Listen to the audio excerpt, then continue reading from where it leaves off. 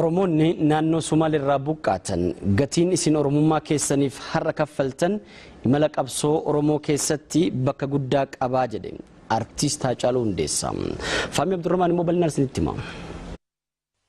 Artiist Haacaaluu hundeessaa hiriyoonnii fi maatiin daraaraa kafanaa gamtaan ta'uun lammiilee Oromoo naannoo Somaalee Itoophiyaa irraa buqqaanii Harar kaambii hammarreessaa qubatan daawwatan haala jireenya isaanii kan yeroo ammaas laalanii jajjabeessan daakuu nyaataa konkolaataa lamaas arjooman bakka boonni lammiilee buqqaaniis akkas jechuun mudannoo isaanii garee kanaaf himan. Eesarraa dhufne eessan uhaani wali barbaadu jirti baandiraa ham jira dhufne baandiraa ham jira saabam baandiraan jira jirri tulootan tawala kan urjiidha.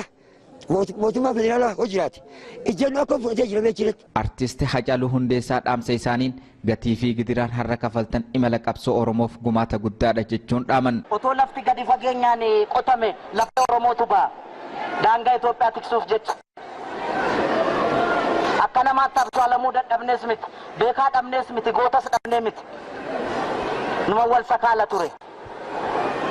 Dhugaan sinitti hima.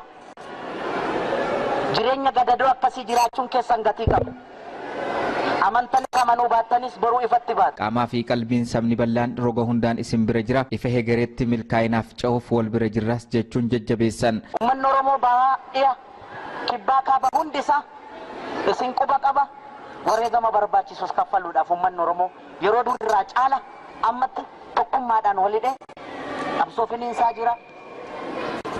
Rabbi dhugaa keenyan gatiin. Bakka boonni jiraattota magaalaa Amboo fi Finfinneerraa artiist Haacaaluu hundeessaa waliin dhufanis hanga lammiileen kanneen jireenya idileen dhaabbatanitti kan isaan cinaa jiran ta'us himan. Saba keenya bal'aatti haala dandeenyu kamiinuu yoomiyyuu taanaan sinduukaa jirra. Yoomiyyuu as keessan turtanii waan dandeenyu qabeenya qabnu huccuu lama qabna yoo ta'e huccuu tokko ofirraa baasne saba keenyaaf yoomiyyuu akka isaan bira dhaabban waan yaaddoftan hin jiru.